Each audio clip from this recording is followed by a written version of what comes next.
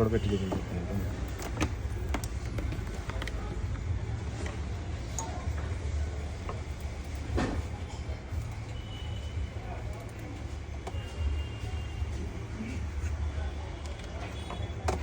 కాన్ఫిగరేషన్లోకి వెళ్ళి నెట్వర్క్లోకి వెళ్ళి platform access అని ఉంటుంది. ఈ ప్లాట్ఫామ్ యాక్సెస్లోకి వెళ్ళాలి. ప్లాట్ఫామ్ యాక్సెస్లోకి వెళ్తే ఇది ఆన్లైన్ అని రావాలన్నమాట. కనెక్షన్ ఆన్లైన్ అని రాలేదంటే మీకు అంటే ఇది ఆన్లైన్లో లేనట్టు, అంటే నెట్ కనెక్షన్ చేసుకున్నా సరే అప్పుడు మనం ఏం చేసుకోవాలి, జనరల్లోకి వెళ్ళి మనం ల్యాన్ కేబుల్ పెట్టామా లేదా, ఐపీ తీసుకుందా లేదా, ఇవన్నీ చూసుకోవాలి అంతే మనం. అదే డైనమిక్ ఇప్పుడు ఇందాడు పెట్టాను కదా, ఇప్పుడు తీసుకుందాం. ఓకే. నెక్స్ట్ ప్లాట్ఫామ్ యాక్సెస్లో గ్రీన్ వచ్చిందంటే ఆన్లైన్ ఉన్నట్టు. ఈ బైండ్ ఏంటంటే మీరు ఆల్రెడీ ఒక అకౌంట్కి ఇప్పుడు దీన్ని స్కాన్ చేసేసుకున్నారు కదా, అది ఆ అకౌంట్కి బైండ్ అయిపోయింది. మళ్ళీ ఇంకోటి చేసినా ఇంకా అవ్వదు. ఇప్పుడు నేను చేసినా నాకు రాదు, ఇది ఆల్రెడీ బైండ్ అయిపోయింది అని చెప్పేస్తుంది.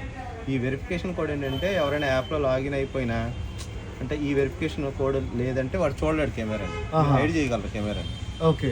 లైవ్ చూడకుండా ఓపెన్ అవుద్ది, యాప్ ఓపెన్ అవుద్ది, అన్నీ చూపిస్తుంది. నొక్కగానే వెరిఫికేషన్ కోడ్ అడుగుతుంది. ఈ వెరిఫికేషన్ కూడా ఇవ్వాలి ఇప్పుడు నేను ఎవరికైనా షేర్ చేయాలంటే.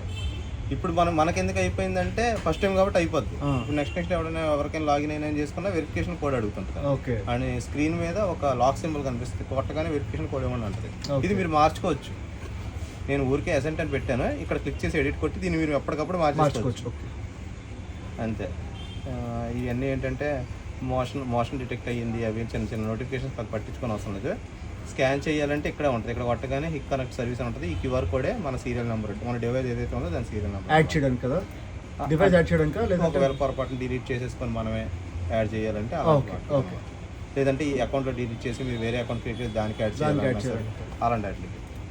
నెక్స్ట్ ప్లేబ్యాక్ విషయానికి వస్తే ప్లేబ్యాక్ క్లిక్ చేస్తాము, ఇక్కడ డేట్ క్యాలెండర్ చూసుకుంటాము. ఇక్కడ ఏమైనా రికార్డింగ్ ఉంటే ఇక్కడ ఇలా బ్లూ లైన్ వచ్చింది చూసారు, అలా వస్తుంది అనమాట. ఇది ఇందాక రికార్డింగ్ అనమాట. అటు ఇటు జరిపి చూసుకోవచ్చు. ఓకే.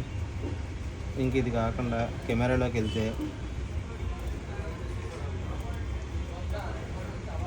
రికార్డులోకి వెళ్తే ఈ రికార్డ్ అనేది ఏంటంటే కంటిన్యూస్ రికార్డింగ్ అనమాట, ఎప్పుడు రికార్డింగ్ అవ్వడం కోసం. ఓకే. నెక్స్ట్ పారామీటర్స్ అనేది ఏంటంటే క్వాలిటీ అనమాట.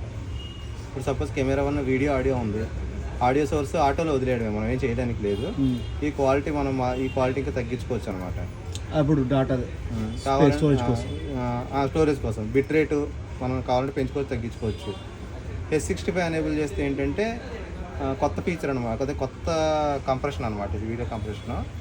అది ఏంటంటే తక్కువ క్వాలిటీతో ఎక్కువ వీడియో క్వాలిటీ కనిపిస్తుంది, తక్కువ సైజు, తక్కువ స్పేస్ తోటి. అంతే. ఇంక ఈ పెద్ద పట్టించుకొని అవసరం లేదు, ఆటోమేటిక్గా తీసేసుకుంటాయి, మనం ఏం చేయని అవసరం లేదు.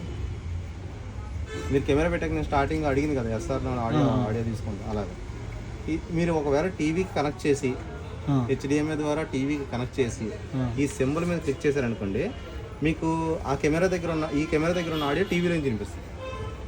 ఓకే. ఇది కనెక్ట్ చేయాలి, ఇది టీవీ కనెక్ట్ చేయాలి, HDMI ద్వారా కనెక్ట్ చేయాలి. ఓకే. ఎనీ మానిటర్ అయినా టీవీ అయినా కనెక్ట్ చేసి మానిటర్ స్పీకర్లు ఉండవు కదా, అదే స్పీకర్ ఉన్న దానికి స్పీకర్ ఉన్న మానిటర్ కనెక్ట్ చేస్తే అవుతుంది దానికి. అవుతుంది. ఓకే, అర్థమైంది. ఇది ఇన్స్టెంట్ 5 మినిట్ ప్లే బ్యాక్ అనమాట. దాన్ని జస్ట్ ఇలా క్లిక్ చేయగానే ఆ 5 నిమిషాల క్రితందే ప్లే చేస్తుంది ఇది, అంతే. ఓకే. ఇంకంతే.